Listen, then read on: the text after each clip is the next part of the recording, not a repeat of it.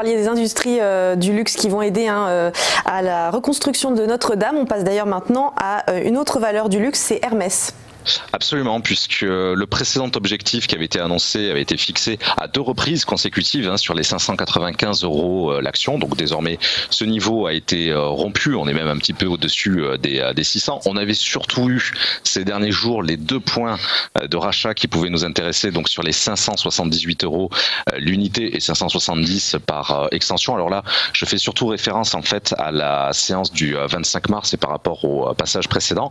Alors désormais, le principal objectif qui m'intéresse ici est fixé sur les 610 € l'unité, avec un petit peu moins de volume parce que, à l'image d'AXA, on est quand même sur des niveaux extrêmement hauts, et il faut rappeler un petit peu l'actualité au niveau d'Hermès qui est un peu moins centrale ces derniers jours parce qu'elle commence à dater un petit peu, c'est-à-dire que les grands groupes au niveau mondial se sont inquiétés, on va dire, du ralentissement de la consommation en Chine, qui est l'un des principaux marchés, notamment pour Hermès en tout cas, qui compte effectivement sur ce marché-là pour continuer de se développer dans les prochaines années.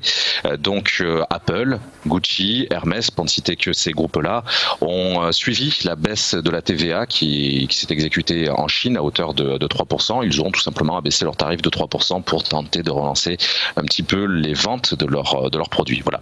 Donc c'est l'une des très rares actualités sur Hermès dans ce contexte effectivement un petit peu particulier et toujours avec ce principal et dernier objectif là aussi fixé sur les 610 €. Il y a encore un bon potentiel. On est pratiquement sur 1% de variation anticipée par rapport aux niveaux actuels et sur plus de 4 à 5% par rapport au précédent point d'entrée qui avait été indiqué ces dernières séances.